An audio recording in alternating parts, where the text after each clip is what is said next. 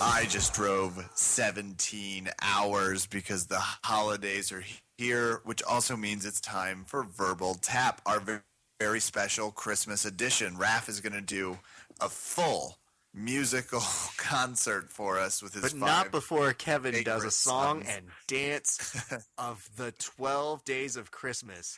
But before all of that, it sounds like we've got a podcast to get to, right, Kevin? Oh, yes, fine. You're such a buzzkill. I was going to have you half into a Mary Poppins position before things were going to get.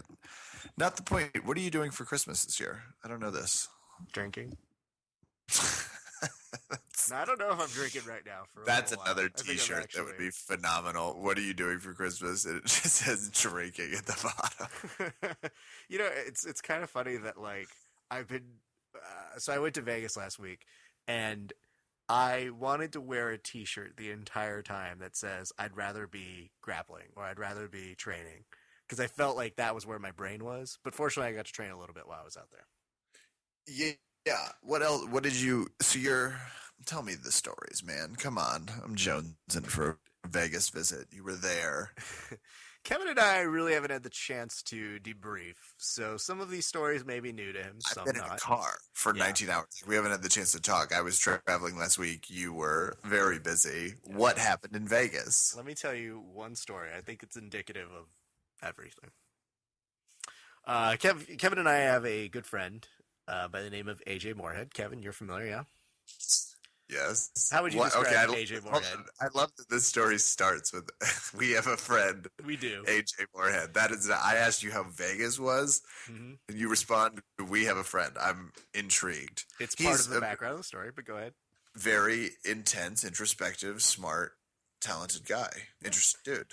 Yeah. So AJ never likes to do anything normal or boring. So we had concocted it where I was like, hey, AJ, if you come to my hotel, we'll grab a drink together real quick, and then I'm tired. We should probably call it a night. AJ, he definitely shows up, and he goes, Raph, here's the thing. We don't drink together. We both live in L.A. I didn't come out here for just a drink. If we're going to do this, let's do this. I know no a great way. tiki it's bar. Like an intense convo? Yeah, this is the only way he speaks. Raph, here's what we're going to do. We're going to go to a tiki bar, okay? I'm really into tiki bars right now. Yeah. And we're going to drink. Who is it? And I'm like, okay, yeah, let's do it. And so we go, and I'm having a great time shooting the shit. And honestly, I never see him out in L.A. And we close the place down. So I'm getting back to my hotel. You're drinking this? You're doing the drinkies? I mean, I drink well, and I drink probably just as well, if not better than Kevin when I really apply myself. So yeah, I just do it much more frequently. Yeah, Kevin does it, hey, what's the holiday? What? It's a day? We drunk, go. So for me, I was like, okay, let's get back to my room. I fall asleep. The sun's out, and I'm going out.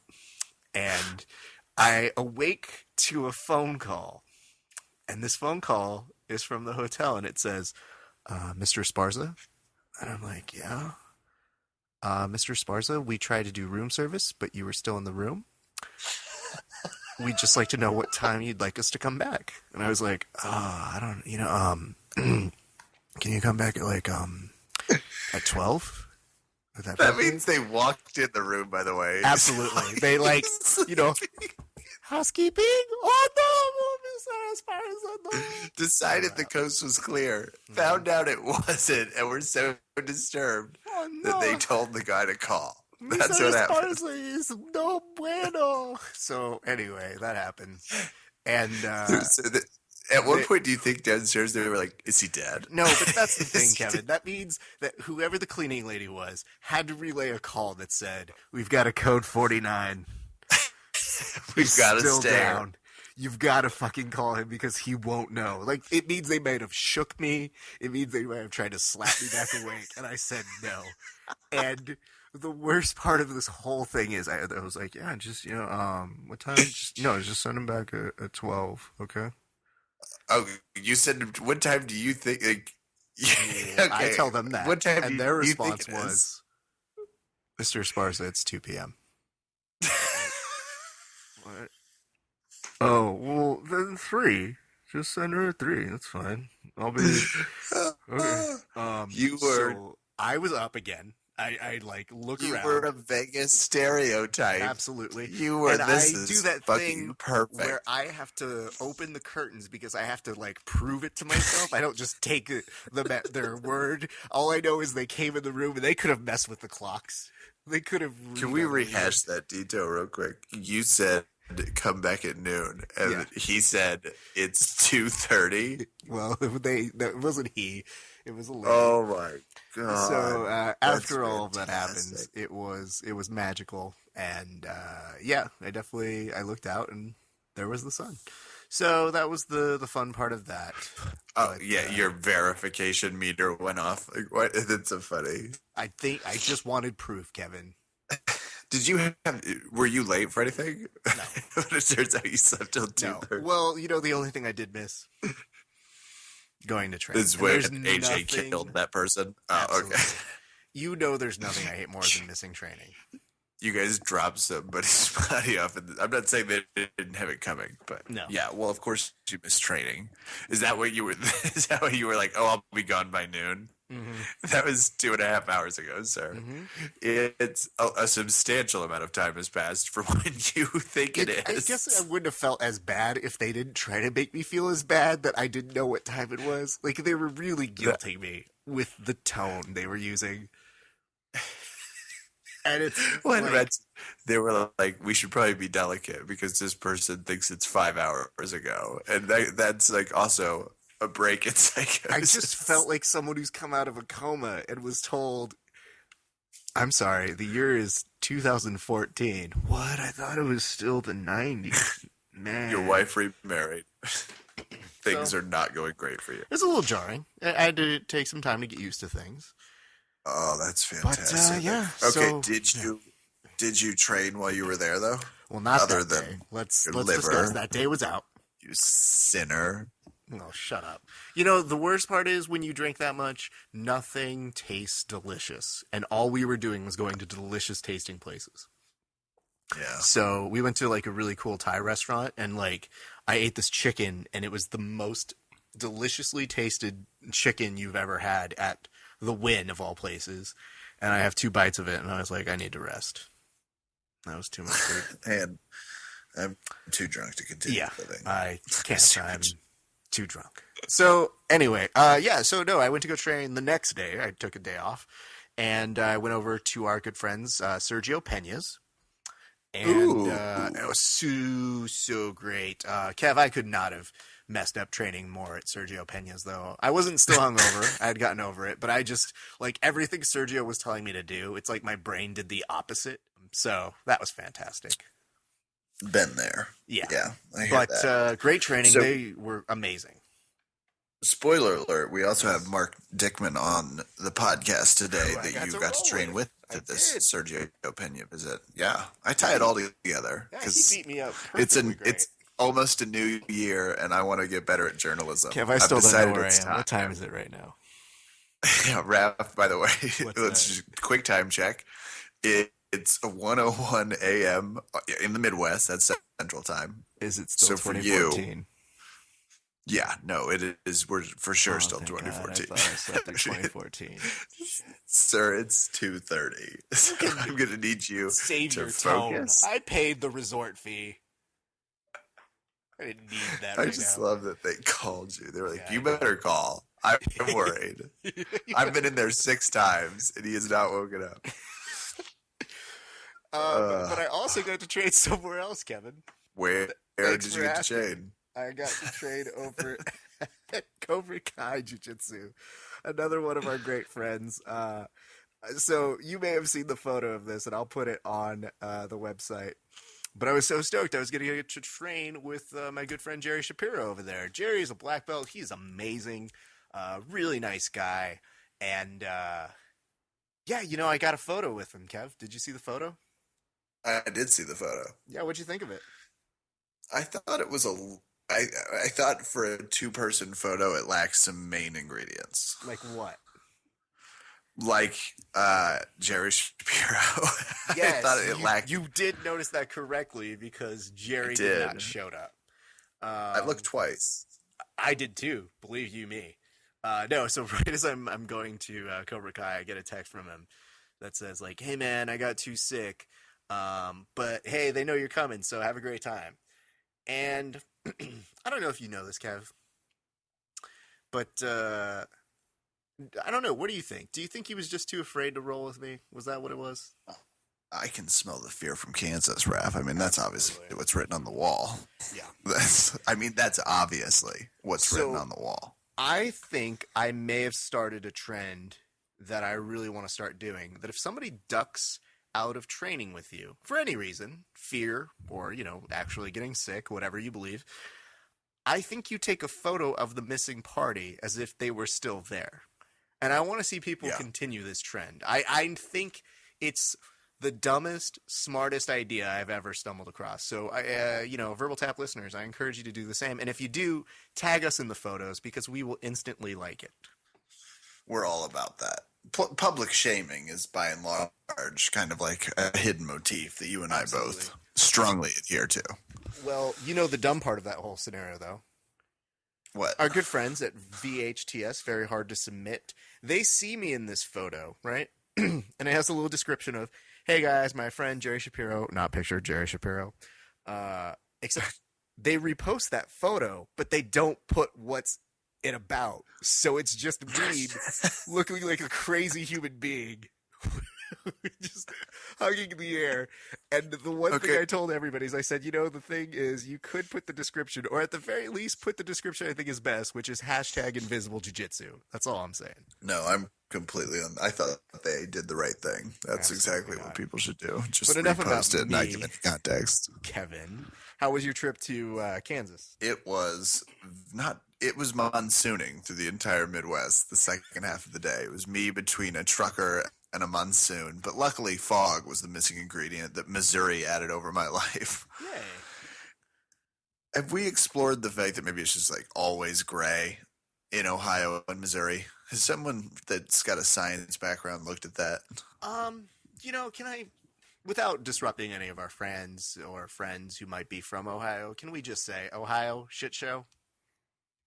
Oh, shit show. And I didn't know we had friends from Ohio. I don't think we do, and if we did, I think we're on the last train to know. And for the Ohio listeners, at Phillips Kevin 1 and at Legal Latino on, just send it to at Verbal Tapcast on Twitter. We'll get it feedback. Either way. It'll arrive. We'll expect it. I'm in Kansas though now, and my parents were being very funny before the podcast started. Can I be very clear? I want both of your parents to be on this show. I may make it a requirement the next time you visit back home that they become an active part of this podcast. It would be a fun. I just wanted to be able to Mom, I'm trying to record my podcast. Damn it. Keep it. No, I don't want pancakes. It's 2 a.m. Mom. The mom that you were describing was one that was slapping you for being she struck stupid. Way by for being a little snippy. And you know what? She was right to do so, and I applaud her efforts. Thank you, Mrs. Phillips. She's a hitter. She's always been. So you and I have 2 fun interviews we're about to embark We've got more than that, and we've got so let's talk about who's on the show today. We've got Mik Dickman, who is fighting for RFA. We're stoked to talk with him. Yeah. And he's a guy I trained with over at Sergio Pena's. We've also got another person that we've trained with. We've got who, Kev? We have Albert the Warrior Morales. I was trying to do the fighting voice. Yeah, I haven't found mine. It wasn't working. Probably not as much as it would take. You think 18 hours in a car. That's true. That is true. I'll give you that. That's like a mulligan for you. And guys, we've also got. I'm excited for this. Kevin is not going to be around for this one, unfortunately. But we decided that since there is such. Is it anger or confusion, Kevin? What do you think it is with CM Punk signing? I think it's anticipation, and people are manifesting differently. Sure. So we hear you, audiences. We hear what you're saying about the CM Punk joining the UFC. And since we haven't really gotten a chance to talk about it, we decided that since there's so many polarizing opinions, we're going to hold the very first verbal tap debate. I'm excited And about I'm this stoked about that. So that'll be a lot of fun. And stick around. Let's see who's coming in on the very first verbal tap debate, moderated by yours truly. But before we do all of that, Kev, there were some fights that happened this weekend, and I'm really interested to see your reaction. You didn't get to see them all. You were traveling. Correct. Okay, so what But do you I have? have it queued up. You have it queued up. What do you have in front of you? A rather heavy-looking CB Dalloway staring into Lyoto Machida's eyes. All right, do me a favor. Go ahead and press play on that highlight package. And as you do, tell me what you were thinking when you heard these two were fighting each other. I was thinking, oh, I don't give a shit. But okay. I was, oh my God. I was genuinely surprised. I didn't know that they were in the same weight class, but that was a holy fucking beating of CB Dalloway. Okay, Kevin, describe what you just saw. He breaks his hip and then he punches him to the ground.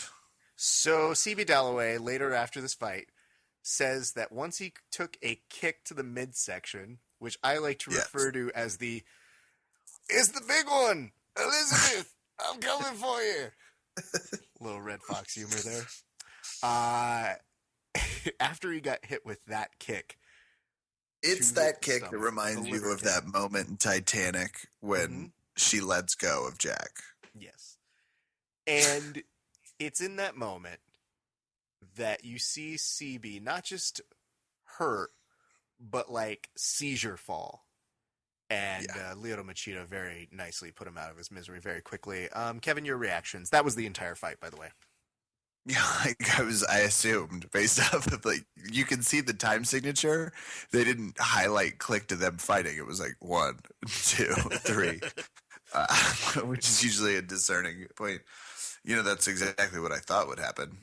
I don't remember the last time I saw CB Dalloway have a meaningful fight, and I'm impressed that Lyoto Machida is 36 and still rocking his way through. He's 14-5 now. Yeah. That's impressive. I just thought when I saw this fight matchup, I said, I don't care. And this was just a confirmation of, I still love that Machida fight, though. Machida's still, exciting enough that he will knock people like CB Dalloway out. Sure, I'm just, did we have to do it? I guess was the answer. No. They wanted to get a Lyoto fight in. They're lobbing grenades at the end of a shitty year for the UFC. CB saying he felt paralyzed after getting that kick, I think is not only a true statement, but I felt paralyzed watching it. I didn't need to see that. It looked painful. Hurt my tingles all the way in Kansas. I felt my jingle bells rocking. And with that, we're done with this segment. Ladies and gentlemen, stick around. We'll be right back. I'm sorry. You should be sorry. It was a terrible throw. Verbal Tap fans, we were just talking about how cool an organization RFA is, just the fighters and the young fighters that are coming out. We have one of their 145-pound title contenders, Mik Dickman, on the line. Mark, how are you doing this evening? Oh, I'm doing just fine. Thanks for having me, guys. It's the holidays, and you are training for a fight in, what's the date in January? January 9th is the day.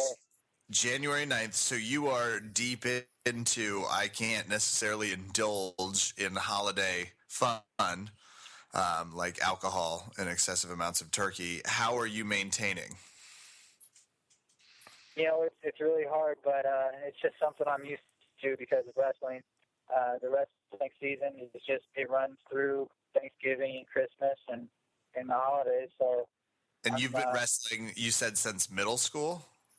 Yeah, since 7th grade.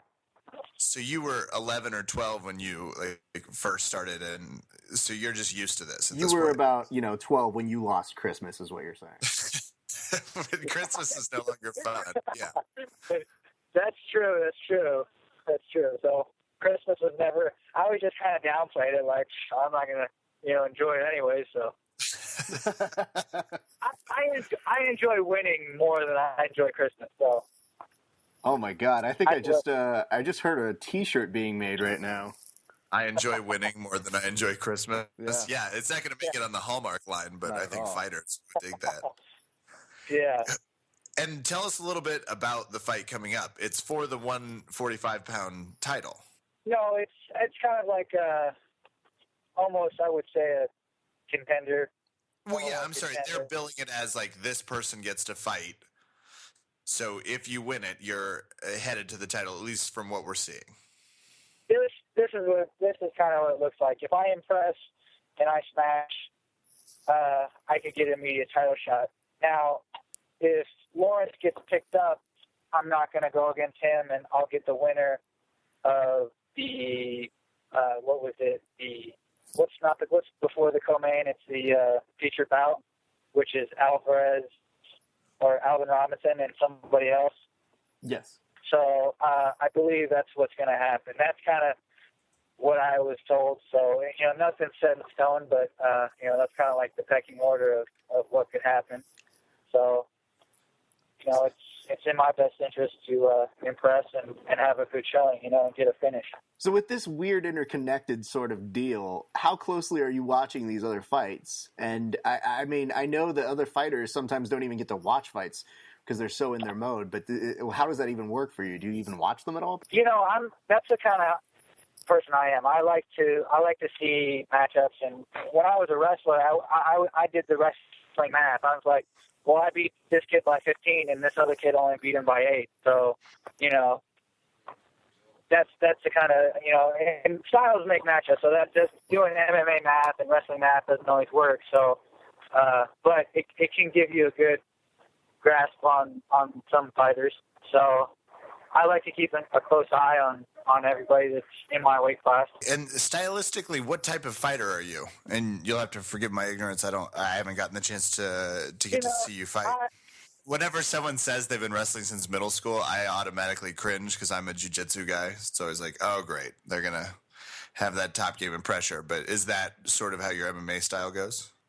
Yeah, I'm a wrestler, so that's my strength. And I have a little bit of karate background. So I have some weird kicks, some straight kicks and kicks going from different angles. And then, I have a little bit of boxing. So I'm like a boxing wrestler with some taekwondo. Sounds terrifying. Tell us a little bit about this. When you're making the transition from wrestling into going into MMA, how did that process work for you? Like, how did you know you wanted to make the jump from going wrestling into something even crazier? I was actually doing my student teaching, and I was, getting ready to get fit into a school system and, wait for a coaching position to open. And I did my first 6 months, and I hated it. And I was just like, I got to get out of here. I can't be stuck doing this. And, I had a friend that was, needed a roommate, and I was just like, man, I want to start fighting, and I'm going to give this a shot. So I just started my amateur career, and within a year and a half, I was pro, and, I was off and running. So, yeah. You were about to be a teacher? What were you teaching, just out of curiosity, subject matter? Well, I was stuck in a detention room, babysitting off the bad kids. So maybe that was one of the reasons why I just got stuck with all the fuckheads that were just, and they knew that I did kind of do a little jiu-jitsu, and I, did stuff like that. So, and my last name is Dickman. So it was just like an easy target because they wanted to try to fight me and challenge me. So I was always running into problems with kids. And wait, hold on. Can I clarify? Were you at a school or were you at a place Dangerous Minds? No, not even that, Kevin. I'm talking were fight organizers the principals at your school? Because it sounds more like, let's see if these kids take them on and try and sell some tickets. Education isn't working. It's not profitable. Let's just see what happens and see what he does. I should have. I don't know if the faculty or the principal would have agreed with that. I was going to go the opposite way and say, if they ever make a Lifetime movie about you, Mark, this will be that cool moment when the principal's like, I saw something in him, so I sent him down to detention hall where people skip fights. I don't know why he has a Bostonish accent, but that'll be a really cool scene. Never know. You never know. I've always wanted to be in a movie and act. Maybe somebody will do that someday. One day if you're lucky. You brought up an interesting point, which is your name. And I can only imagine. I mean, if you have a name like Dickman, you got to be able to back that up. But we notice you doubled down on the nickname. What is your nickname again, real quick? It's Tricky Mark Dickman. Tricky Dicky. Tricky Dicky. Okay. Let's talk about that for a second. How did that come to be? When I was out in L.A., I tried to give myself my own name, and it was the Freak. It was the Freak originally. And there's really nothing that freaky about me except I have freakishly long arms. So, I mean, it just, I'm not like a Javon Curse or something that's some freak of nature athlete. So, just freak didn't really match. And when I was out in L.A. and with Rico Chiapparelli in R1, he started calling me Tricky Dicky. So that's kind of how it came about. Because you don't strike me as Nixonian, if you would. But when I'm looking at you and I'm wondering, like, how do you get that nickname? And I'm thinking about it, like, why did they call you that? Was there any specific reason why they were referring to you as Tricky, or was it just because it rhymed? Because sometimes that is how nicknames happen. Honestly, I think minor wrestling is pretty tricky. Like, a lot of people would say that, I was a low-level ankle pick kind of wrestler, but, and when I would ankle pick them, people would say I would put them under a spell, and they would just kind of fall to it, and it was kind of, I guess, more magical and tricky, so maybe that wouldn't work either. I was joking off air with Kevin, so I actually got the chance to train a little bit with Mark out in Vegas. And how did that go? It went great. It was especially great for Mark, I must say. But there's the world's slowest but also most precise knee bar that I'm just staring at, and I'm in awe, and I was just like, that looks really nice, but it's still happening to me. I mean, it's funny because when I tell this to a couple of your teammates, all they could say was, well, yeah, I mean, that's Tricky Dick for you. And I was like, yep, fair enough. So I had always wondered if that was kind of what, if it was infused with that background. So having said all that, now that you are kind of establishing yourself in RFA, and we don't know what the next situation is going to be like, what are your kind of goals? Do you see yourself trying to go on from RFA? I know it's a great organization, but it's led some killers out of that organization. Of course. I think that's RFA, the springboard. And, I got some unfinished business there. I want a rematch, and I want that title. It's just kind of like, that's something I want to do on this level before I move on, just to prove myself that I can win those things. Rematch, who are you referring to? Justin Lawrence. Okay. There's some things, he was a better fighter that night, but I think there's some things that some small tweaks that can make a big difference in the way I fight, and I think it goes totally different next time. Fantastic. And going back to this fight, how do you see the next one ending? You know what? The way some of the things I've changed and a lot of it's an attitude about my training and my striking that's going to open up my wrestling. And once I get somebody to the ground, I don't think there's anybody that can handle me on the ground. I mean, if Raph couldn't, I can't think of a single person. I gotta tell you, that was my benchmark. It was Raph. Yeah. It was like, I guess I'll call Galvan. I mean, I don't really know who I would call. I mean, Kev, next. I've really been a benchmark for the RFA. People who beat me tend to do. People really, have said that. Yeah. Yeah, we've talked about that. Yeah. So, not like, if you win this and then you win the title, it's not like you owe me anything. No, but it's not like that either. But it's also not exactly not like that. Yeah. Hey, send me a JPEG of your thing. I'll throw you on the banner. Oh, sick. That's how it works. Done. Speaking of people And that you're taking care of, I also understand you're friends with Open Mat Radio's Paul Moran. Oh yeah, man, good dude. What a terrible human being he is, right? Yeah, I love me some Open Mat Radio. Oh yeah, Mark, you need to know he and Raph have a feud about who's the more plain looking MMA podcaster. It goes pretty deep. I bet you guys have some tough ones over the radio. I'll tell you this much. I love, Paul was very nicely suggesting. He was like, hey, if you have Mark on, he's been on my podcast before. And I was like, I'm sorry, Mark, I just don't have 9 hours to spend listening to a podcast to catch up on it. Boom. Paul Moran slam. Take that, Open Mat Radio. But getting back to that, you train over at Sergio Pena's. Kevin hasn't had the chance to train there yet. I've gone there multiple times. Everybody I've trained with there is familiar. Amazing.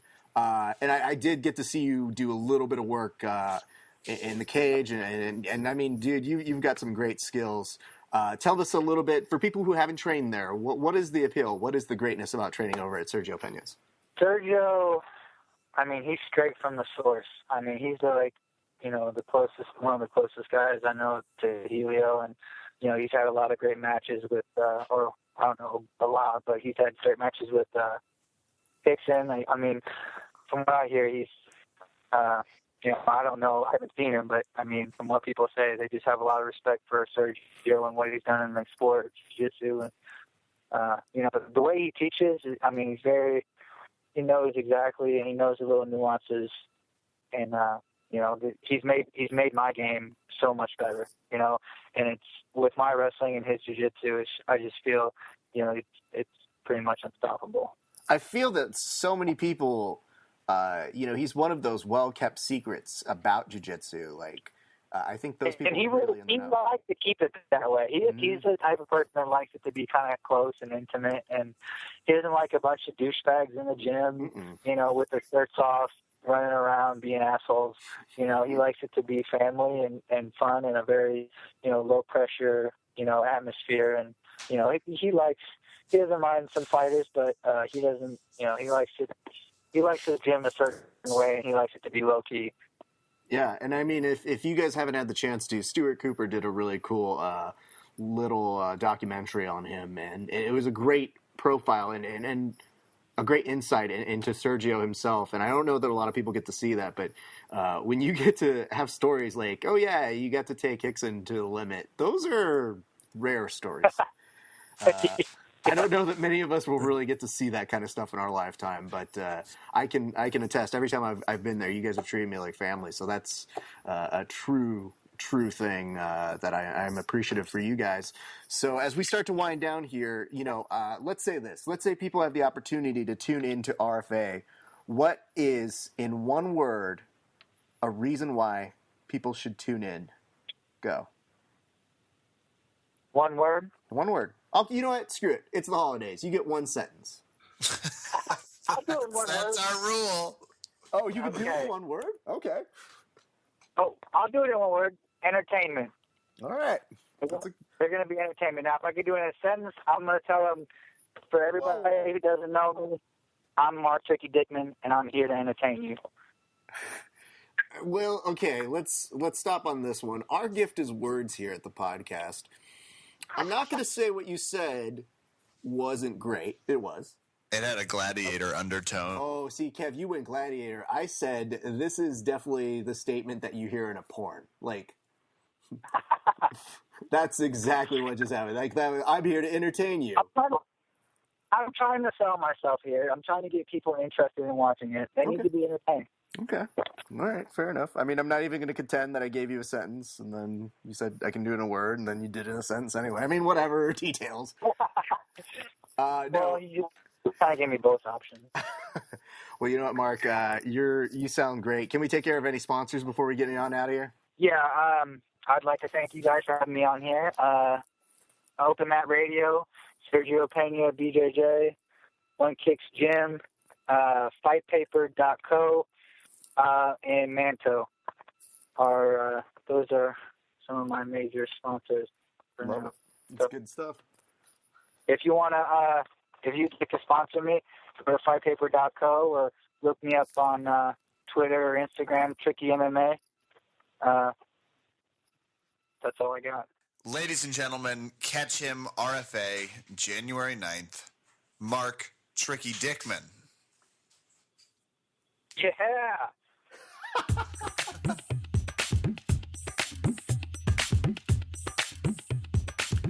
Some of you guys may know, Kevin recently celebrated a birthday, and he got no better gift than actually winning in the most recent edition of Over Under Kevin.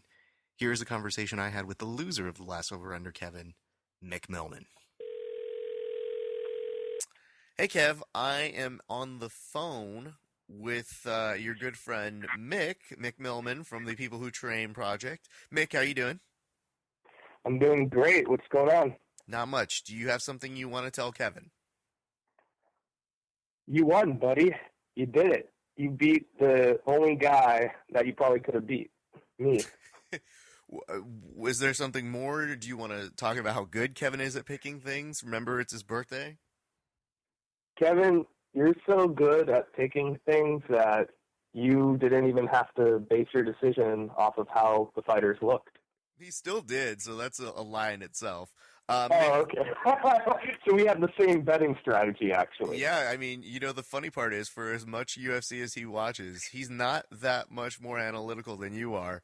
Now, having said this, you met Kevin last week.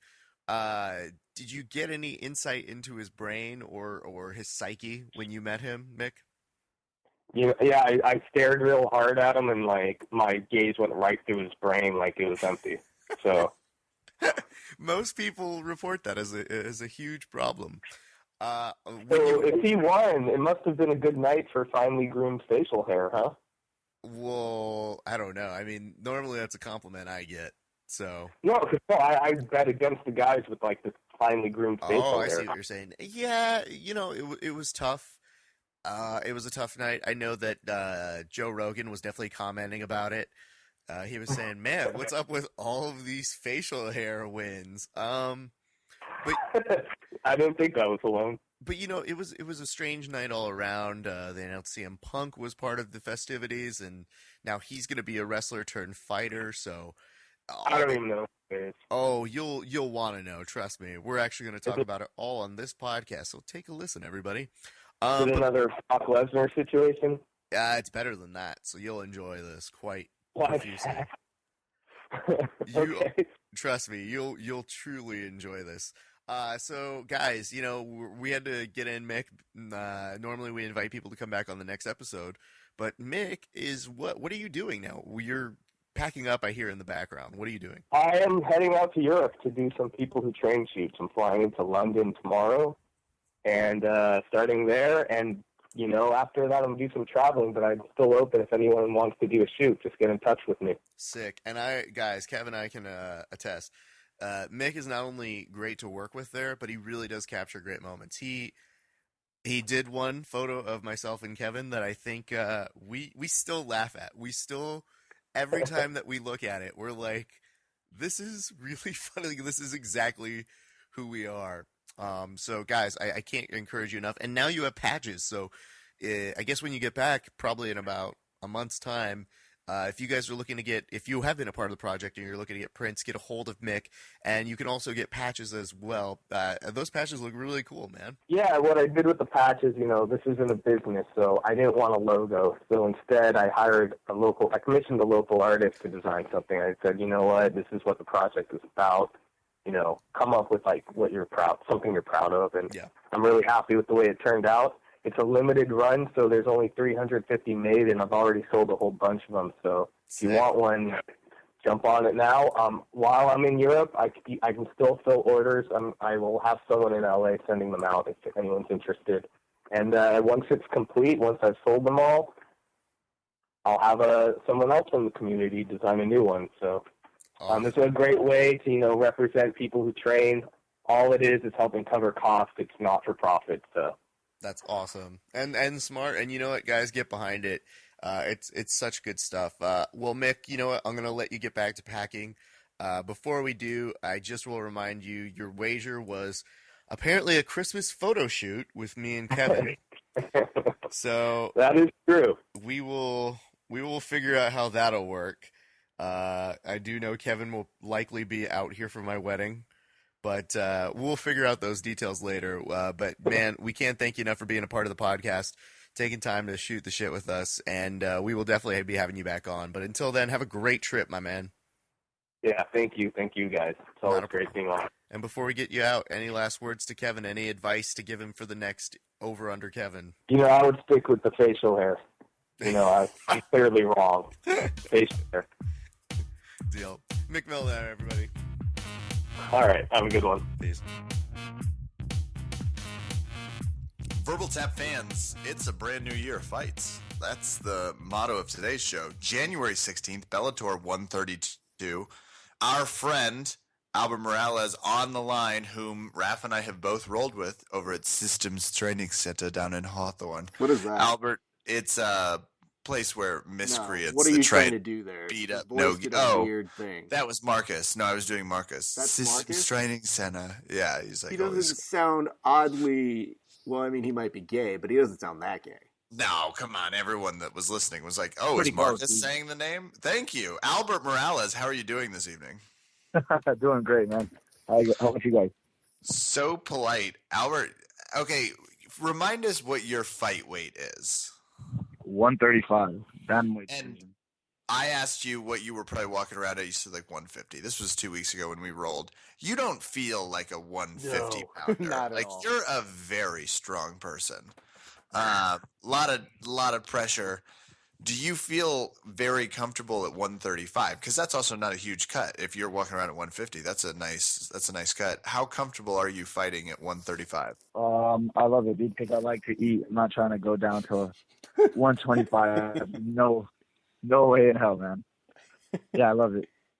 And do you typically? I don't know this because I just don't roll with many people in that string. Do you tend to be a stronger person in that category? Are you a buffer guy compared to your opponents? I don't think so. I think I'm probably maybe a little bit above average, but like Pedro Munoz, who's a 135, is strong as hell. I don't know what the hell that guy's eating, but like, he's a monster. And, John Robles is actually pretty strong, but yeah, I think it's just like because I started off at Kaiki Jiu-Jitsu, which is like a very like pressure passing kind of thing, and it's just where my arms are going, or just pressure passing that makes me feel so heavy, because I'm really not that strong. I don't really lift weights or anything like that. So you're saying it's technique. That's the lesson put on the board, Raph. Do you hear that? He's humbly bragging about how good a technique. I don't think he's actually bragging about anything. I guess, yeah, it was me that was bragging about how. I think Kevin's just going through some issues because he's like, Kev's like, man, I'm walking around a near 100 pounds over this kid. Oh, shit. And he's using better pressure than I am. How dare he? Half of that statement is accurate. Okay. Oh, I'm sorry. The part that you're 100 pounds, or the fact that, yes, he was using great pressure. I don't know. The second part. Okay. It's mostly, you're pretty close to 100. But anyway, that's yeah. neither here nor there. So, Albert, back to you. Tell us, where does your MMA journey begin? Where does it begin? I started off at like a regular local, like something like Systems, but I guess not as professional as in like we actually have fighters at Systems. I'm sorry. You called Systems Training Center professional, and I just... you're going to clown on my gym? Of course I am, because I know your owner is Marcus, and I know the guys who make it up. The first word that comes to mind is never professional. Goofball? Sure. Talented? Definitely. Professional? Yeah, not so much. Questionable. Anyway, I'm sorry. Go on. No. But what I mean by professional, we actually have professional fighters, and like talented fighters. As for like the gym that I started at was there wasn't a fight team, or there was, but it was just a couple of guys. So I started off doing MMA there, and then had a fallout with that place, and decided that I love jiu-jitsu a lot more. So I went to a jiu-jitsu school, which is kind of jiu-jitsu, and at that original school, I was with Christos Giagos. Christos ended up leaving. I left shortly after he did. So while I was at Kaiki's, Christo hits me up and says, "Why aren't you doing MMA anymore? I see you're doing jiu-jitsu, but you need to be doing MMA." And I told him I didn't have a gym. He invited me to Systems, and that's all she wrote. I've been there since January. Okay, so I didn't know that your relationship with Systems was that fresh. What was different about Systems? And I've been there. The vibe is amazing. Like, it is a very fighter-rich vibe. Like, you can just sense it's a good balance of inviting people in to like focus on fitness, but also being very fighter intensive. Yeah, I think that was one of the main things, was that I'm gonna be like, at the time, like John Robles, Terry on Ware, Pedro Munoz was there. All these guys I would like watch on like the local scene, and they were actually people that I looked up to and wanted, like, I would love to train with them. And now I had the opportunity to train with them. And so like I hopped on that right away. I was excited about that. But not only that everybody there was like super cool. You know, nobody really walked around like they were better than anybody. Let's turn our attention to Bellator 132. Talk to us a little bit about your opponent and what you're game planning. All right. My opponent is Fabian Gonzalez. From what I know, he's a striker. Game planning. I tend not to game plan. There's a little bit of film on him, but I expect him to be better every time. So I kind of just work on my faults and stuff like that. But I do watch tendencies that he does, and I see that he's very flat-footed and has a really wide base. So I'm planning to exploit that. But like I said, I plan for him to be better than what he is. So I don't really look at his weaknesses, because he might be working on it the same way I'm working on mine. But absolutely. Yeah. Cerrone's the same way. Donald Cerrone doesn't look at tape. He just trusts his training corner and fights. I was like, that's interesting. Is that also just a personal preference of it helps you stay on your game? I would say so. Just keeps me grinding, because in my mind, I'm thinking that this guy's grinding just as hard, so I have to make my, like Ronda Rousey says, like my worst day better than his best day. So that's what I aspire to do every day. Good quotation too. I feel like Albert's practicing for his post-win speech. Can you hear little notes of it? So Albert, I was really interested in this. So what's it like to get the phone call that Bellator is interested in you, and what do you think that you did that caught their attention? It was actually pretty cool, because I was preparing for a fight against Joseph Morales. It was in Sacramento for Bedford Battle. The fight of the Moraleses? Yeah, it was pretty cool. I ended up going to that show anyways, and we called each other long lost cousins, because his dad was actually the promoter of, he was the owner of the promotion. And he said Morales versus Morales. We were both ranked in state, so it had to be done.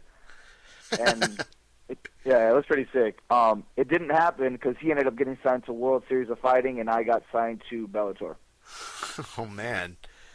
Yeah. I mean, that's winner takes name. Yeah, no shit. This site is for everything. Yeah, and it was for a belt. So. Oh. Did it say Morales across it, or was it just like a separate belt? It's heavy. Sick. I don't know. No, wouldn't that be sick? They should do this. This is like our tag team MMA and jiu-jitsu, Raph. I mean, kind of. I'm matches. just starting to do the math in my head, and I don't know how many Espartas I can beat. So I think it's a little unfeasable for me, one might say. Oh, think about me. I have to fight that girl with the last name Phillip. Then I get my ass kicked by a 135-pound woman. Yeah, except I got Carla Esparza, and she's no joke. I don't even know what I would do with that nonsense. Dude. Yeah, I know. You just all took a moment of silence from my death and my passing. I get it.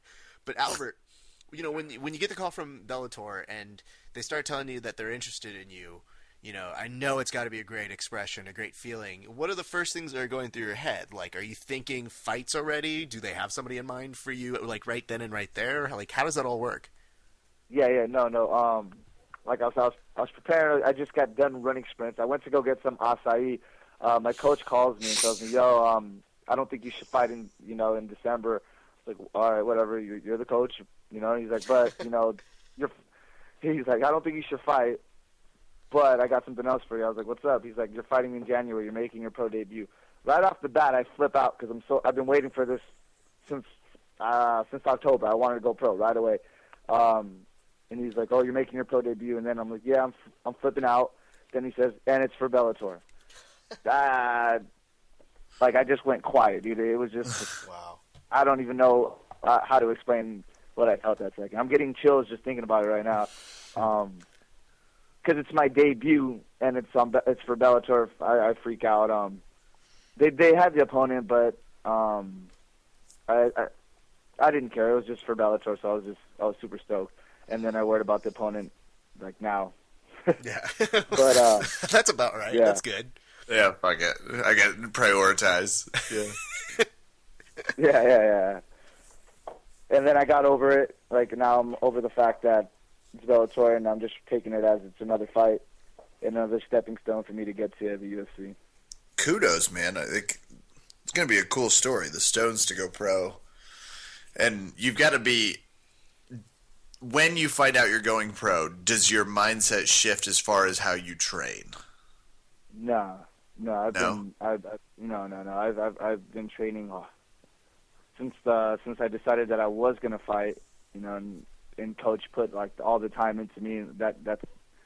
I've never really taken like days off or slacked off in training. Maybe one. I went like a week. I think it was Thanksgiving week. That I kind of took a break, but other than that, no, it's been all go. It's been professional. I want to make this like a lifestyle. Well, it is my lifestyle, but I want to make it my career, and I want to cut it short. I don't want to be fighting until I'm like 40. I'm trying to get it in and out and have enough to start my own academy and stuff like that. Very cool. I like the goal. Yeah, no shit. I was about to say, you hear that, Marcus? He's coming after you next. That's right. Yeah. He's like, oh, man, your academy's all great now, but you just wait until I get my academy up. Now, man, we're actually talking about, like, later down the road, because Marcus isn't just some guy that's going to stop at 2 academies. He's trying to go global. So, he helps. Like, he's also my manager, and he teaches me, like, marketing and stuff like that. And so eventually he wants me, like, we're talking about maybe possibly having one of my own systems one day. And so that'd be cool. That's sick. Yeah. Yeah, no, I mean, Marcus, his marketing and his game for getting more systems is much like his sex life. I mean, it just spreads and spreads, and just so many people are infected by it, but... Oh, that's awesome. You can tell him that. It's a good joke. And if he doesn't like it, he'll laugh. I guarantee you will. That's so sick, dude. So do you know flight placement? Where do we need to look out for you fighting-wise? I don't know. I don't know these questions. Do you know these answers? Fighting right now, it's just Bellator. I signed a 1-year contract to them with up to 3 fights. So right now I'm just trying to win this fight and then just continue with Bellator and get as many fights as I can. And why not take over Bellator and win the 135 strap before I leave? That's like something that's in my mind right now. Right now it's just focusing on winning this fight. Jiu-jitsu tournaments, I guess you can catch me on those when I don't have a fight lined up. Okay. I guess this is a good point to stop you and ask you about this. So, Kev, you're familiar with the systems guys now, and yes. I love that on Friday night, I just see you put up something that says, hey guys, I don't know if you guys are doing anything, but they're just, we're going to do a jiu-jitsu tournament tomorrow. No big, no stress. It's just if you can. We're just going to do a little round-robin tournament or something. And I was like, what the shit? Is this on a day's notice? How did that all come together, and what was that? That was sick. And it actually came, it was dope. It was awesome. We had 16 competitors, actually, from all over the place. Guys that I didn't even know. But, Coast Fitness is one of my sponsors, and it's been around, I think, maybe almost a year. Mm-hmm. And my friend Stephanie is actually now the social media manager, and she promoted this Christmas party. So she asked all of us that were sponsored to like help promote it. And I was like, hey, since we're like kind of like gearing to like fighters and jiu-jitsu guys, why don't we throw a tournament? There's like mat area. She's like, oh, that'd be an awesome idea if you can organize it. Let's do it. I was like, all right, let's try it. And I just posted, and then it spread like wildfire. I said free tournament. Who's not going to show up to a free tournament? And I said free food afterwards. So everybody showed up. We had some dope dudes. It wasn't like a bunch of white belts. Well, not to say white belts aren't good, but we had some killers that came out, and pretty cool matches. Dude, that's so cool. I was so impressed that was happening like so last minute. Everything you guys were saying about it was just like, yeah, we just threw this together, and if you guys want to compete and you're not done for the year, come on down. Oh, there's free food. And I was like, this sounds like it's fake. That's how idealistic all of this is. Good work. Good work, gentlemen. But that's sick. And I actually saw a little bit of the photos from what you guys did, and it looked like it was really cool. Oh no, we're gonna have like, we have film, like Vince from Monosports recorded it. The winner got some free goodies. Got, I think, like a couple hats, couple shirts, and everybody had a fun time. Yeah, no, and I mean, Kev, as you may know, my first interaction to Albert was watching him. I'm sorry, with your first opponent, did you guillotine him? Is that correct? First opponent was a rear naked choke. Okay. The reverse guillotine. Yeah, the other version of it. All I know is it was between him and Marcus and running into them at Rev Gear. I was like, damn, this is some fun fucking jiu-jitsu that they do over there. Yeah, I can attest to that. Killers. Yeah, that tournament was fun. Story with that one, Marcus hits me up like 2 days before the tournament and says, Albert, you want to compete? I was like, yeah, I'm down. And he asked me, what division do you want to do? I was like, well, whatever. He was like, okay, I'm going to put you down for all of them. I was like, oh, shit. All right, cool. So he puts me down for all of them, right? I'm thinking gi and no gi. I come and, actually, that was part of the week that I was that I kind of took off. And I actually drank the night before because I completely forgot about the tournament. And I wake up, I'm hungover because Marcus is calling me. He's like, where are you at, mate? And I was like, I freaked out. I had to call, get a ride. I got there, missed weigh-ins, but they let me compete anyways. And I forgot my shorts. So all I had was my gi. So I competed, and then they called me up right away. It was bullshit. They called me up right away. I'm wearing gi pants, and I just take off my shirt, and I roll up my gi pants like capris, and I go against this dude who's like 20 pounds heavier than me, and ended up submitting him. But still, like that was a crazy story, man. I mean, Kev, I wish I could explain to you that I've never met Albert before, and then seeing him look at what appears like hammer gi pants. And if he's telling me now that he was hungover, wow, hard to believe. But when he's rolling up in there and he's wearing gi pants, I'm just like, somebody's gonna grab those. That's a problem. Oh my god, I was so pissed. And sure as shit, did he grab the gi pants? Yeah, dude. Yeah, he grabbed the hell out of those gi pants. And me and my brother, we get into this big argument about this. Like, if you wear gi pants, he says, yeah, I'm going to grab them. I'm going to grab the hell out of them. I'm like, if it's a no-gi tournament, like, I'm not going to grab your gi pants, bro. Like, he says, well, shit, they're there. I have, like, instinct to grab them. I'm like, that's bullshit. I mean, Kevin and I have this same debate all the time. Kevin, what side are you on again? If they're gi pants present, I'll be grabbing. Okay, and I like to fight with honor. So exactly, that's what I say. There's oh my that. god! I guess the idea is: has your brother always been a cheater? Thank you, and that's exactly what I call him. I call him other things that I can't, I don't want to say. But like, Michael, you know what I'm talking about when you hear this, you punk. But we actually just got an argument yesterday about this shit. Did you? What say you to the fact that the gi pants give you a better grip on your opponent's torso and legs? What do you mean? What do I mean? It's cloth. It grips. That's the whole point of the gis. Versus MMA shorts don't really do that at all. Or Vale Tudo, big fan of. The spats too. I'm in on all of it. So the gi does have an advantage for the guy rocking them. I guess if you're like using lockdown or half guard or something like that, but it also like to pass. I can control your hips, split the pants. Yeah. I'll smack. Like I'll use like I could use a Toriano pass for Christ's sakes now. I guess the reason why this is so endlessly entertaining to me and Kevin is, we got the chance to actually meet your brother for a split second when we went to go train with each other. And I saw the interaction happening, and it was the perfect split, this exact same split Kevin and I are on this. He and I were on the exact same page. He makes a lot of sense. Okay, but let's discuss, and this is no slight on your brother, but Albert, what's your brother's name? Mike. Mike, let me ask you this. Do you really want to side with Kevin Phillips, a person who is historically never correct about fights, looks homeless, and also says irrational nonsense like he's about to in 3, 2, 1. All that sounded like a compliment to me. All I heard was character pluses. So I think the answer is going to be a pretty clear yes. That's awesome. Now, Albert, when you're talking about your brother, how much is he helping you? Because I have to understand that's got to be pretty cool to have him, who also trains, as a resource for you when you're getting ready for fights and whatnot.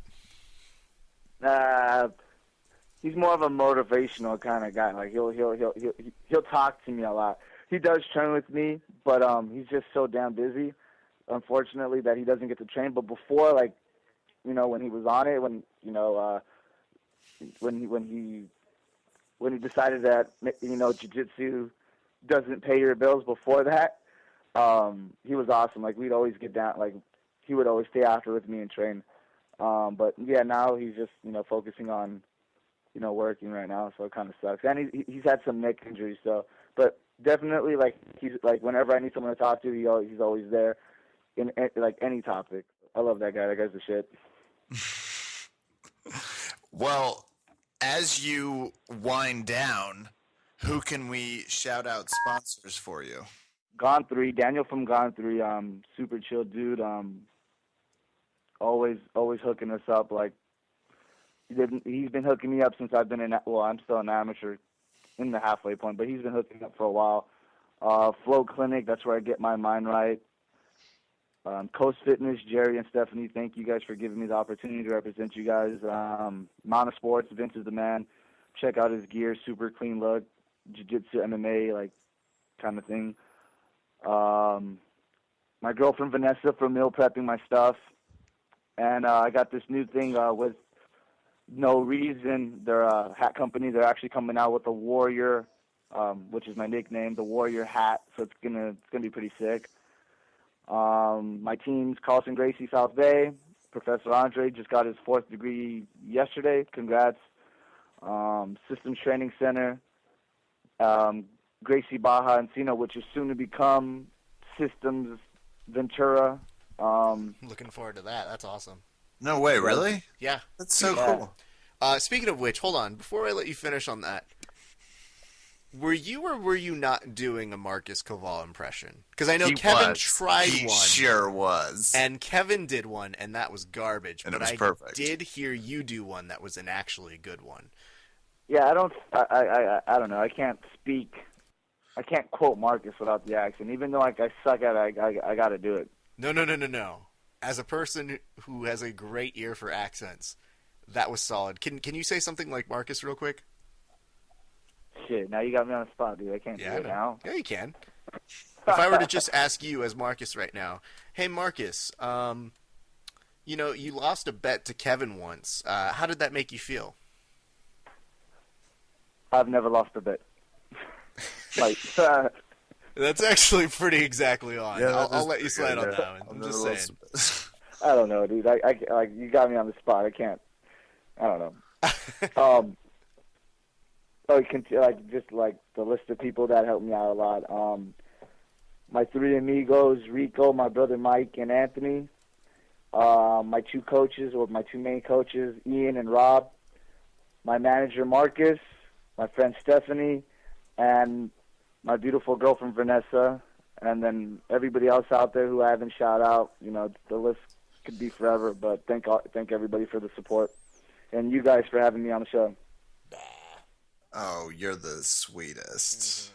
He wins points. Albert the Warrior Morales, we are stoked. Obviously, we're cheering for you at Bellator 132. Because first of all, we don't know the other fucking guy. We know you. We've trained with you. We like you. You're who's winning on January 16th. Thank you for swinging by the podcast, and thanks again for rolling with us while I was in LA. That was a really fun evening. Yeah, next time I'm actually coming to Kentucky to roll with you now. All right. Well, Kansas, but I'll meet you in Kentucky. We will make it happen. That's the same place.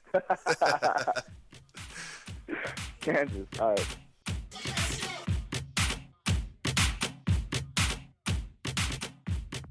Hey guys, so there's been a lot of news recently. You may have heard there was somebody by the name of Phil Brooks who was recently signed by the UFC, and Phil Brooks isn't all that exciting of a name to really promote, so that's why the UFC is really excited to announce that they have signed CM Punk. And all around the Twitter sphere, people have been complaining about it. There's been some support. I don't know. It was such a topic that we decided, you know what, let's do something different for a change when we talk about this. You guys know how Kevin and I feel already. Why don't we go ahead and bring on two of our favorite guests to come on and have a spirited debate about the signing of CM Punk. So joining us today, we have from the MMA Hour, our good friend, New York Rick, Eric Jackman. How you doing today? I'm doing well. I'm doing some last-minute Christmas shopping, sitting outside Best Buy. I'm about to give Jay a call and see if he can come pick me up. What? Why did you wait so long to do your Christmas shopping? Because I'm a busy man. I mean, I got shit to do.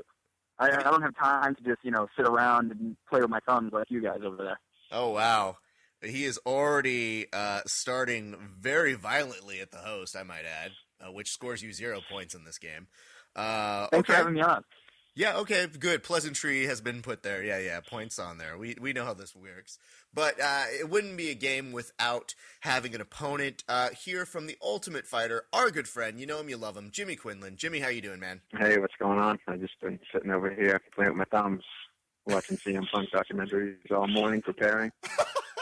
How many CM Punk documentaries are there, Jimmy? On the WWE Network, there's one. I've been watching it over and over and over again. Very nice. Every little detail. I'm supremely focused right now. I was really hoping that when you said documentaries, that's what you meant for episodes of Monday Night Raw. That too. Raw replays over and over and over again.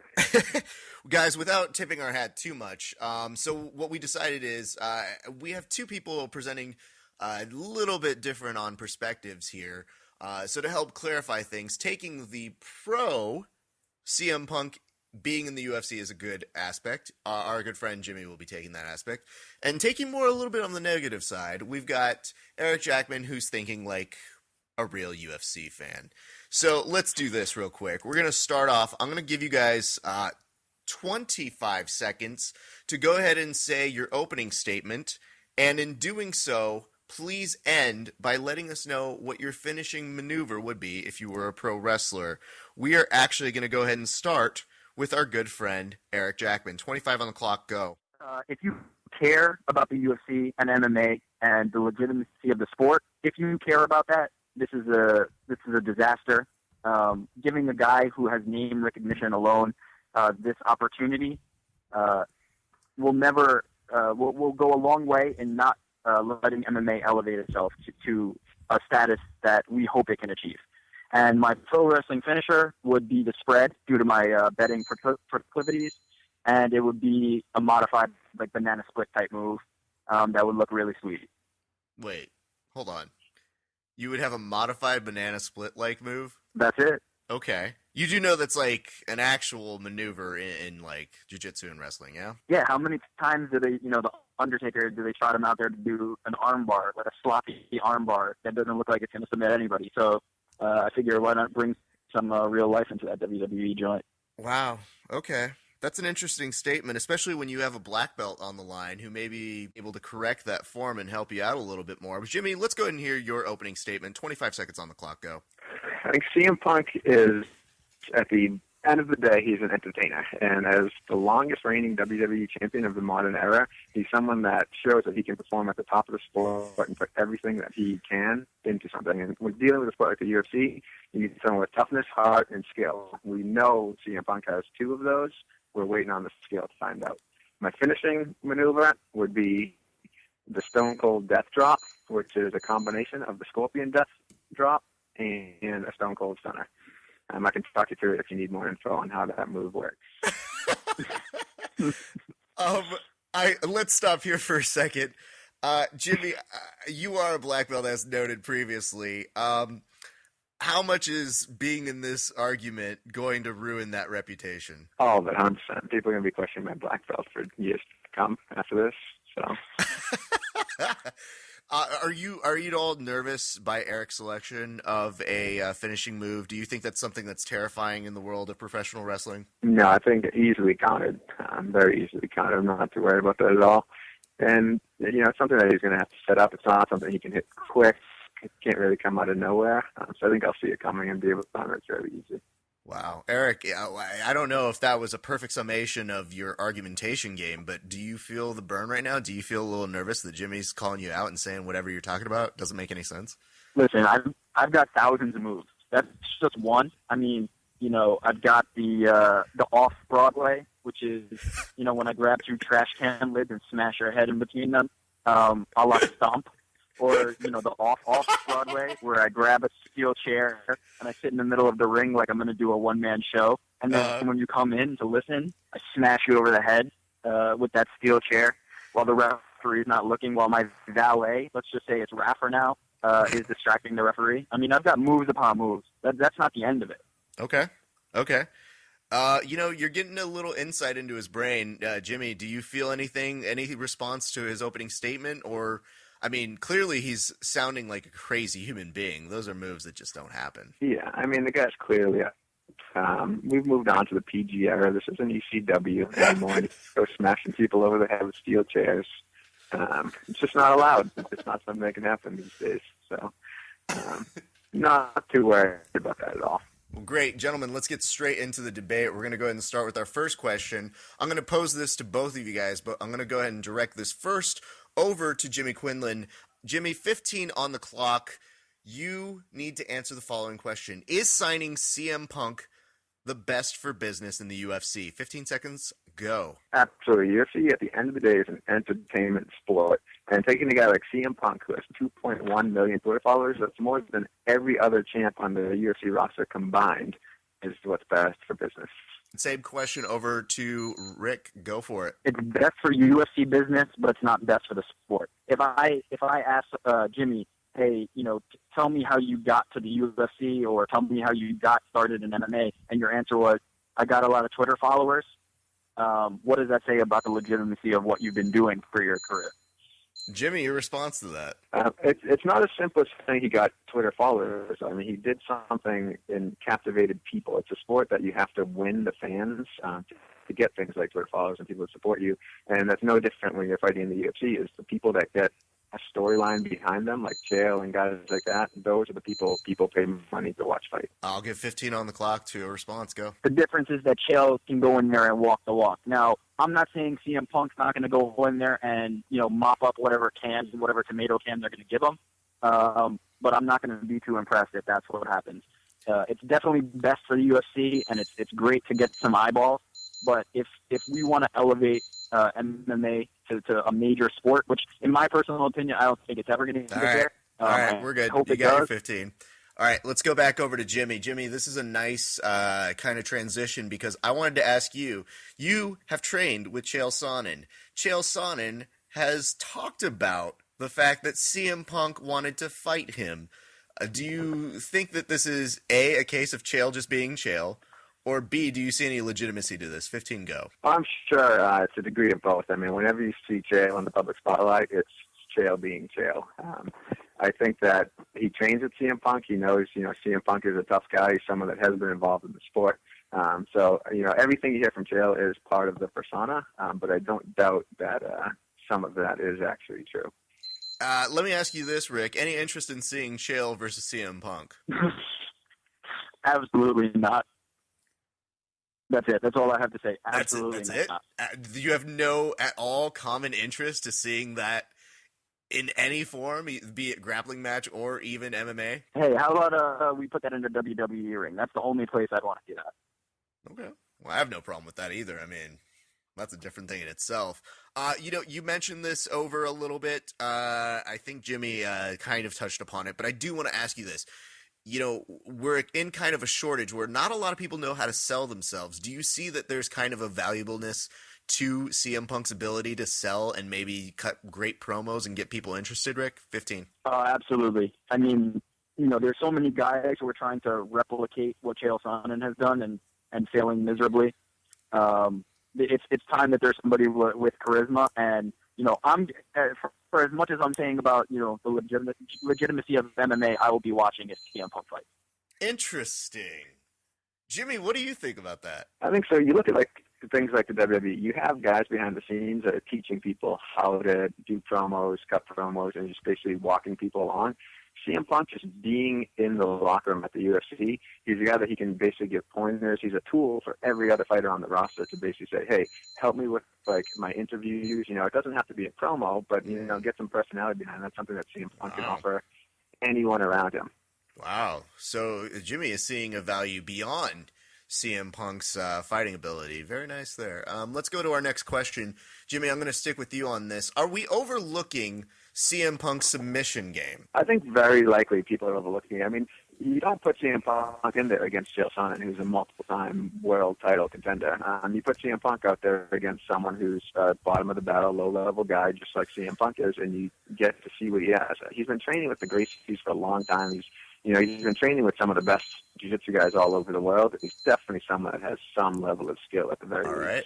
Rick, same question. I highly doubt it. I mean, I don't know how much time he's able to dedicate to it. We know how the WWE schedule is, and according to that interview he didn't take much time off for anything, including staff.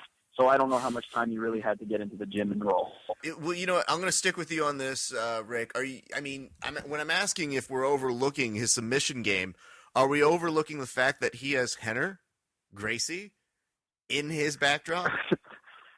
If having Henner Gracie in your corner was enough to win every fight, then sure. But I think he has to put the work in the gym.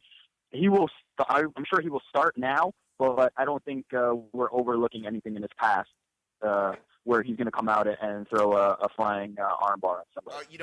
I'm going to cut you off right here. I'm very sorry to inform you. Maybe now that you said that, you might want to take a minute, pause, really think about what you said, because I actually have Henner in the studio right now. Let me go ahead and pull him on real quick. Henner, you mind talking to me? Yes, of course. Let me go ahead and talk with you real quick.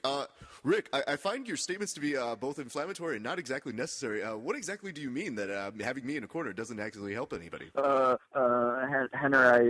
I meant that CM Punk's the best, and he's going to get the submission. Oh, okay. Thank you very much. Gracie Jiu-Jitsu. Gracie Jiu-Jitsu all day. Dang. Anyway, all right. I'm going to go ahead and get off the call. Thank you very much, Henner. You can leave now. It's fine. Now we're good. Jimmy, let me get back to you on this. So if we're overlooking his submission game, and this is something you're saying, are people not taking into consideration the fact that he submitted people like Alberto Del Rio via the Anaconda Vice? Yeah, I mean, absolutely. You got to look at the caliber of competition CM Punk has faced in the past. Someone like Alberto Del Rio comes out there with a wealth of MMA knowledge and takes it into the ring, and CM Punk is able to beat these guys. I mean, CM Punk has already been in the ring with Brock Lesnar. That's something 99% of the UFC roster cannot claim. And if I'm mistaken, he took it to Brock Lesnar, and that's not even in the same weight class, right? Absolutely. There's no disqualification match in different weight classes. It's just, it's something you can't train for that kind of skill. You can't teach that. He's going to have a huge advantage going forward after experiences like that. Rick, real quick, with all of the injuries CM Punk has sustained, you said you've listened to some podcasts, and it's clear that you've paid attention to him. Do you feel that the injuries play a role? Because he was bitching about that at the end of his WWE tenure. I don't think so. I think he'll be able to finally get off the grind of that WWE schedule. I think it's much harder than being in a training camp, just because he's going out there and doing the real work every day. So no, the injuries won't be a factor. Wow. You said I'm sorry, what was that, real training? Yeah, I mean, he's doing the real work. The training camp is not necessarily the training camp is not the fight. Whereas every day he's going out there for WWE, he's putting on the show, the bright lights and the big stage. Jimmy, different question on this one. It's been said on Twitter and maybe some other parts of the social media universe that this could just be a ruse to up his value with the WWE in the long term. Do you see that as something that is a legitimate argument? Absolutely. I mean, that's something I think could basically play for both sides. If he's more popular for the WWE, that makes him more popular for the UFC, and vice versa. It's a smart campaign either way. And if at the end of all of this he goes out, takes a fight, and loses, and they determine it's not worth having him take another fight, he goes back to WWE and he's twice as valuable because people have been waiting for him to return for the last 2 years. Rick, do you see any problem with that? Well, I think if he goes out and gets starched by some no-name, I don't think his value with the WWE went up. That's for sure.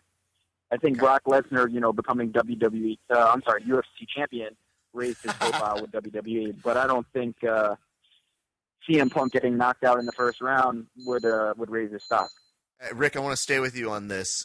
This is a quote or a quotation from CM Punk. I want your response to it.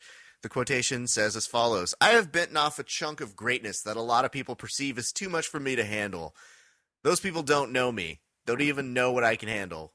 I do." Your response. Love his attitude. I'm rooting for CM Punk 100%. I think he's a dude who's getting to do what he wants to do, and I can't do anything but support and commend him for that.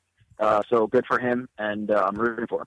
Wow, what a wonderful sentiment you have. I'm rooting for him, although he's a disgrace to the sport. No. Signing him disgraces the sport. Okay. For him, take every opportunity you've got. Lie, cheat, steal. Lie, cheat, and steal. The one thing he knows about pro wrestling has been put into use, everybody. I think we've run the well dry on his all pro wrestling references. I was up on Wikipedia all night for that one.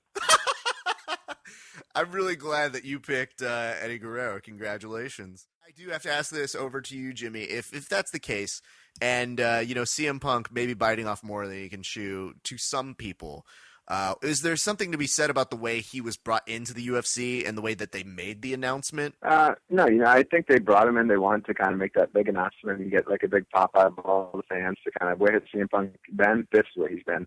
I think anyone that believes that CM Punk has not done a single MMA round is crazy. I mean, CM Punk knows how to play a heel. He knows how to get the people against him. And I think that's exactly what he's doing. He's basically coming out, taking all the pressure off him, saying, I haven't even done a round yet. So when he goes out there, there's such a low level of expectation that when he does come out and perform, people are going to be that much more shocked.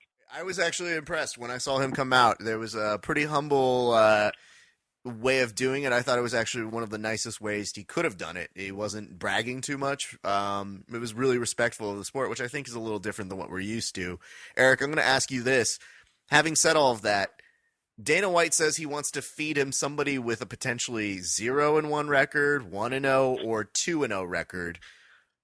Is that really something that's indicative of signing someone that has that much exposure, or should they be putting him into the deep end of the tank? No, they should not put him into the deep end of the tank. And to be honest, I mean, how many guys on the bottom of, the Fight Night cards or the Tough China cards these days are really that much better in caliber than the opponent they'll give him? I don't think there's a cap on what's considered UFC level anymore, and I think giving him an opponent in that range is perfectly fine. Jimmy, you famously were on The Ultimate Fighter, and CM Punk was recently quoted as saying he was actually just fine with doing The Ultimate Fighter. How do you think he would have fared? I think he would have had pluses and minuses. He's used to the grind of being on tour with the WWE and performing every single night. So that's one of the hardest parts of the is getting through that.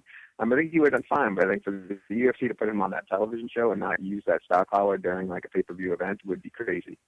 There's too much money to be made out of him fighting on a pay-per-view event, even if it's on the undercard. Let me ask you this over, Rick. This is really something that's been catching everybody's attention. This is all that people have been talking about once he got signed. What make you of the challenge by the Green Ranger to CM Punk? Oh my God. Yeah. Mm-hmm. That's the response? Okay.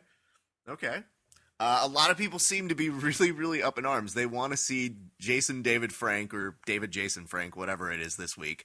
They want to see him fight CM Punk. My question to you, Jimmy, are you at all interested in seeing that fight? I'm not at all interested. I mean, you're basically taking one guy and giving him a chance. Now, when you take two guys, to me, that does make it kind of like a little circus kind of act. But when you basically take CM Punk and say, okay, we're going to make an exception and give this guy a shot. If he wins, great, it's good for everyone. If he loses, we'll probably let him go his own way. But to basically get two guys a shot just to kind of make a circus act out of it doesn't really make sense. CM I Punk will is say looking to this, make a legitimate run as a fighter. the only way I would really be interested in that fight is if he ended up bringing the Dragon Zord with him, and I want him to call it via flute from the cage, but I digress. That's just a wishful hope on my part. If not the Green Ranger, Rick, who should CM Punk fight? Do you have somebody on the top of your head? I don't have anybody in mind, but I will say this. It needs to be somebody that if they beat him, their stock is worth elevating. It can't be, the Green Ranger, because if he wins, what do you do with him next? He's not a legitimate UFC fighter. But if they bring in somebody who they can, build upon the cachet of beating CM Punk and making his name on pay-per-view, that's the way to go. Jimmy, same question. Who do you think should fight CM Punk? I totally agree. I don't have a name in mind, but when you look at Ultimate Fighter guys, I was signed to the UFC with 3 fights. Kelvin Gastelum, 4 fights. John Jones, I want to say 5 or 6 fights.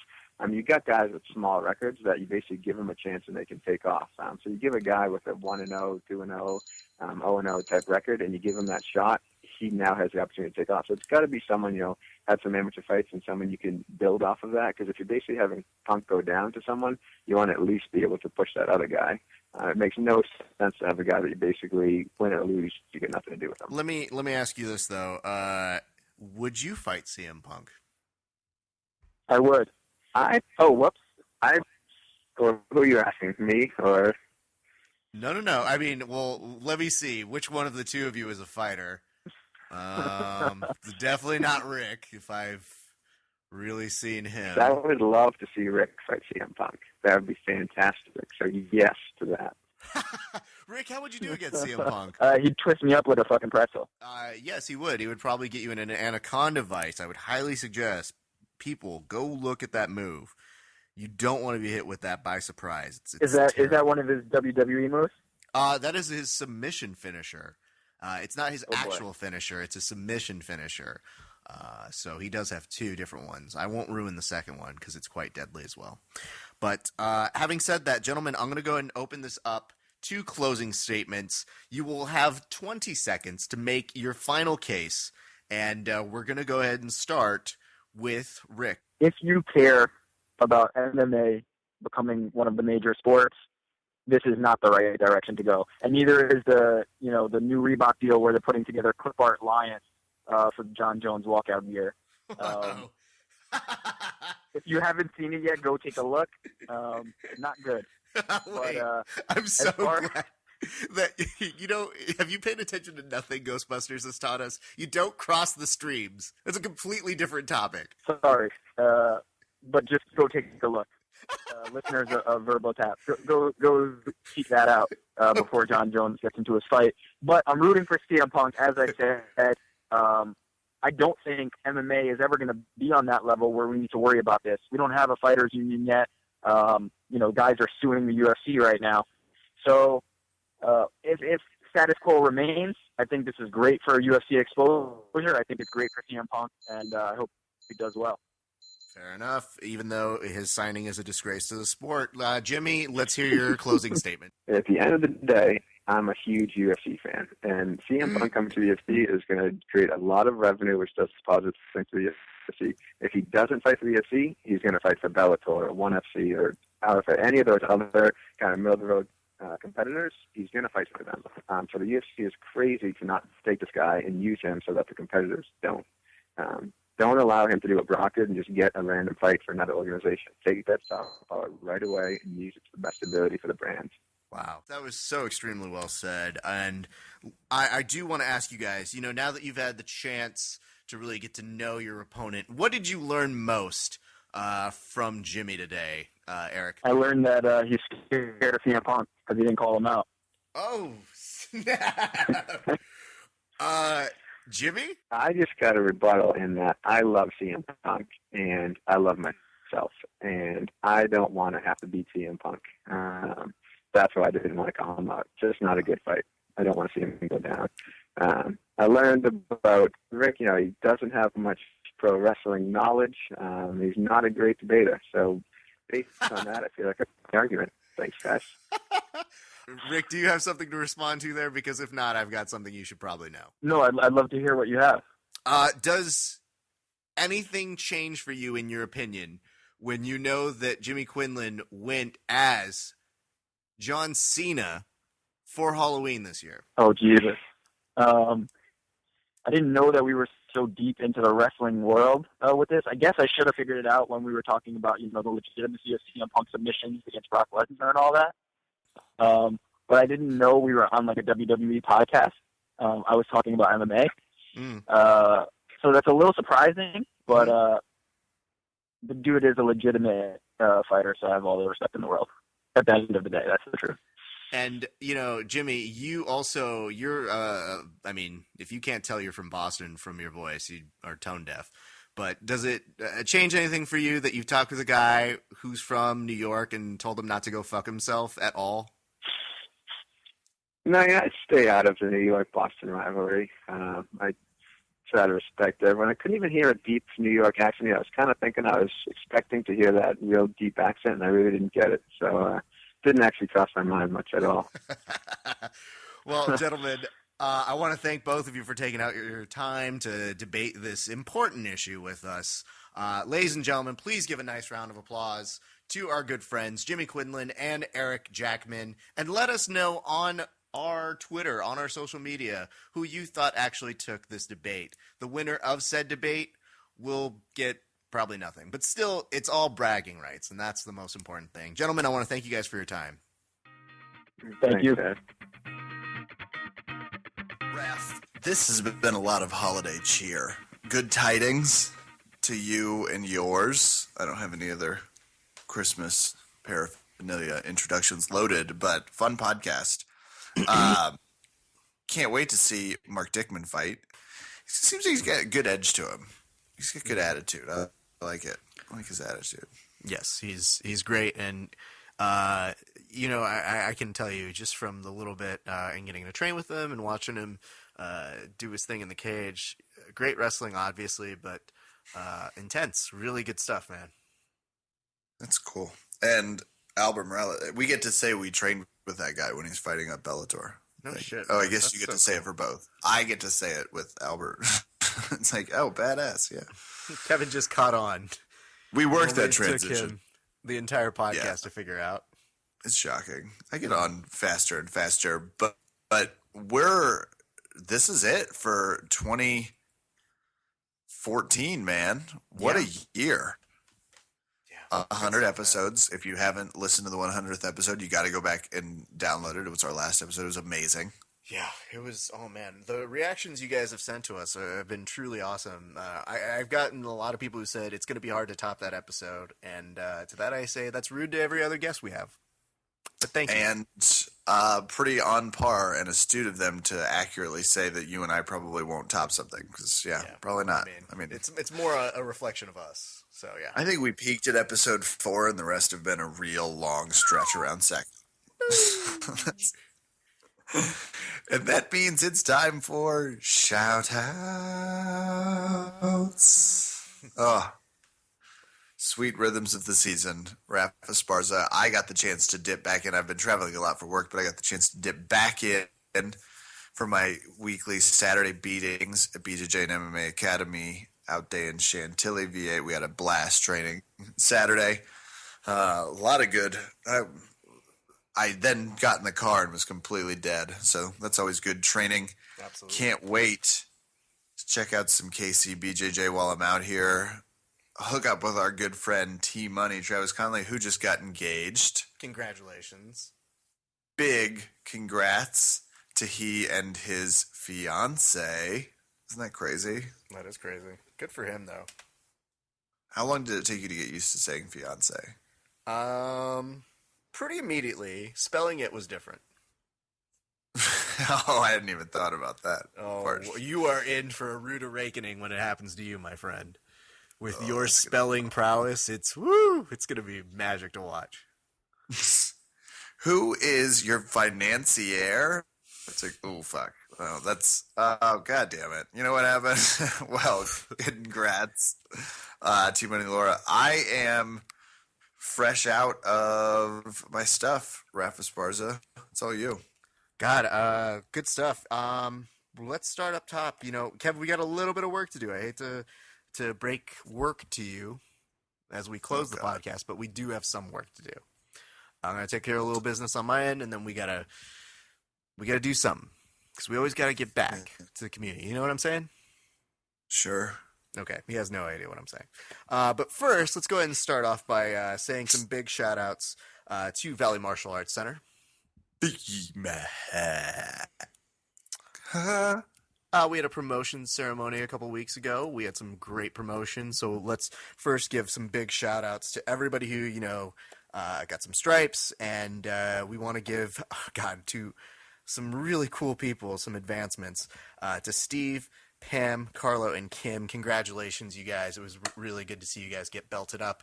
And as well to our friend Vartan, who wasn't there to get his purple belt, which is the saddest thing in the world because we're all just sitting there waiting like, is he going to come? He's coming. He'll come late. Halfway through the party. He's coming, though. And then it just becomes like, I don't know if you watch people who get excited about something who literally turn the opposite and get really angry they're not there. Like, what the shit, man? Who does he think he is? But anyway, they ended up giving him his promotion a little bit later. One of the best guys I get to train with, and my sincere congrats to him. And I just want to say thank you to everybody at Valley Martial Arts Center. It's really cool. It was great to see everybody, great to get the whole thing and see the whole team together there for the holidays. We took some fun photos, and there is a video of us terribly singing and celebrating that I think is one of the funniest things that we've ever done at the gym. That reminds me through and through why I love training at this gym. So anyway, my thanks to them for a great 2014, and I look forward to seeing you guys even more in 2015. But Kev, the holidays is about more than just MMA and BJJ, oddly enough. Yeah, it is. It is. And we did this last year, and I love doing this. So I decided we'd put this out there again to the community, and you guys have told us some people that you'd like to acknowledge within the MMA and BJJ community who have done excellent work, who just deserve some good shout-outs or holiday cheer, if you would. So we compiled a few small little notes, and we're hopefully going to spread some cheer and say thanks to some of those people. This one's from Cigar Nut on the Reddit BJJ forums, and they just said, there's a guy who just left my house. His name is Jimmy Sarah. And Jimmy is great with always helping me if I have questions and showing me techniques. And he does it out of the kindness of his own heart. If anyone deserves a shout-out, it's Jimmy. He teaches over at Fight Academy in Pasadena. And let me just tell you this. I actually know Jimmy Sarah, and in the community, he is not only one of the most respected people, but he's just a super nice guy. You see him all the time reffing, and just couldn't be more in love with jiu-jitsu. He was actually at a seminar I was at this weekend. We had a seminar over in Burbank, Kev, with 22 black belts, all showing a different technique. It was put together by our friend Leonidas 300 Tarka, and it was destructively awesome. So my thanks to everybody there. But you could see Jimmy Sarah as one of the black belts who had pen and paper in hand as he was taking notes himself because he wanted to make sure he could go back and give his kids something. So props to him. Thank you very much, Jimmy. We hope you have a great holiday. And thank you, Cigar Nut, for tipping us off and giving that guy some credit. Apart from you guys hosting a pretty damn good quality show with great guests, but you should have GSP calling again, even if it means Raph has to leave the room again. I would like to give shout-outs, too. Leave the room real quick? Yeah. Okay. I'm going to go ahead and just step out for a second. Oh, that's, perfect, Raph, because okay. And Raph's gone? Yeah. Yeah, okay, well, patching him in here now live for the holiday message of the year, GSP, former welterweight, current, I don't know how to say it. GSP, how are you? No, don't say that. I'm very much still in a weight class of... well, no, you're not fighting right now, so you're not in any weight class. GSP is enjoying his time off, no? What are you spending your time doing? I heard you bought an island off Turks and Caicos. Is that factual? I can neither confirm nor deny I have bought Peru, but let's just say this. I am very excited that Cuba and United States now have relations. Am I right? Oh, yeah, you are right. And first of all, it's always crazy to me that you're able to keep in touch with what's going on in, the social climate of the world with your busy travel schedule. But you're a world's man. What's your favorite news source? What's your paper that you get up and read in the morning? Oh, I definitely get USA Today, but it's very different in Canada. Do you know what they call it in Canada? I do not. What do they call it in Canada? They just call it Today. I don't know why. They're not very creative. They just the USA. That makes sense. It's very unassuming that way. It's GSP, are we going to see you? I have to ask before we wish each other a Merry Christmas, and I appreciate you calling in. Are we going to see you in the UFC next year?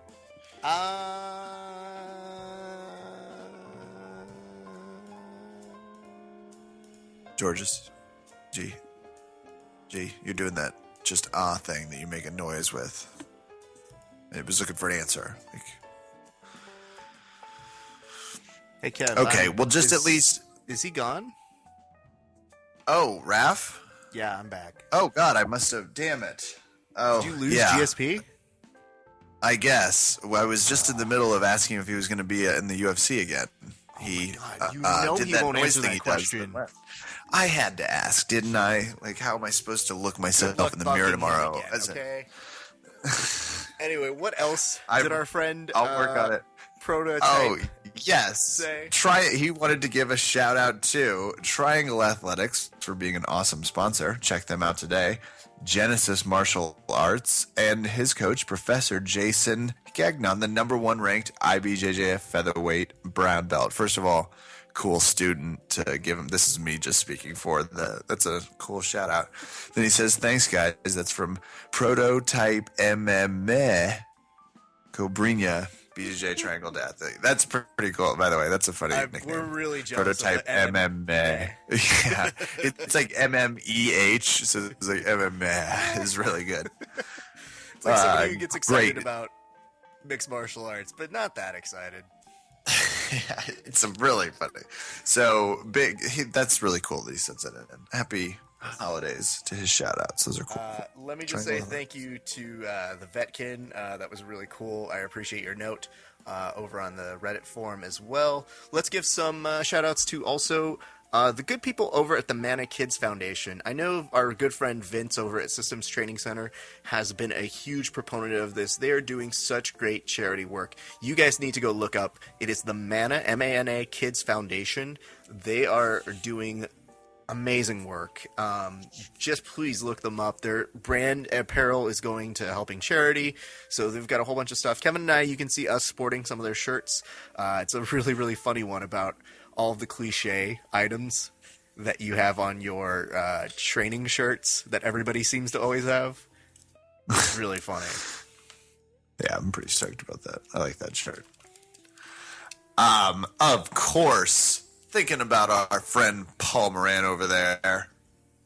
I forget because I turned it on, but then, I only had the 16-hour drive, so I wasn't able to listen to an entire episode.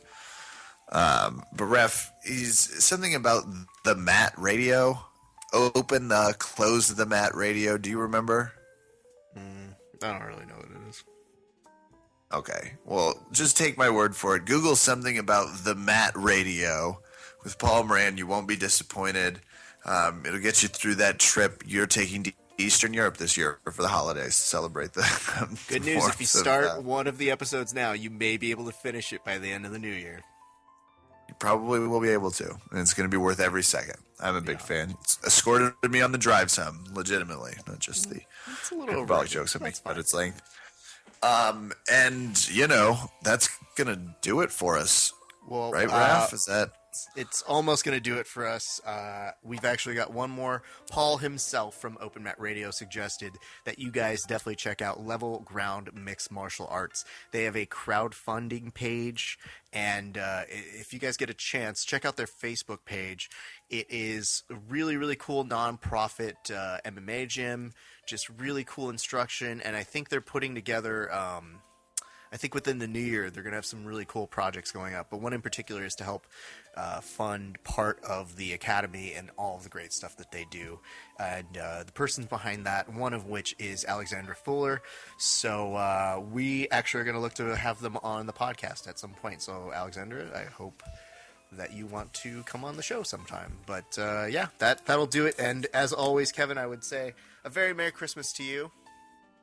Same to you, sir. Good. I am going to go escape back into family time. My family's awesome. I have a ton of fun. I actually legitimately feel bad that we have to keep them from it, so let's go ahead and get right there. Let's close it out. Merry Christmas to you, sir. That's going to do it for us tonight here at Verbal Tap. I'm Kevin. Thanks for listening. Good night and good fight. I have come back. Yeah, this is me. GSP, holy shit. Oh, and he took Raph's line. Scandalous end to 2014. All I had to do was knee bar him. It was very easy. And he was very easy to submit. It was very, very sad. Oh, you click right back in, GSP. You're the best in the business. Yeah, of course. I know. GSP, #1 all time. GSP, ole, ole, ole. GSP. Ole, GSP. Ole. Don't harmonize with GSP. GSP is solo act. Okay. #1.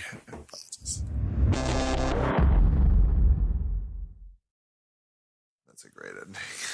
That might be my favorite ending to a show we've ever had, by the way.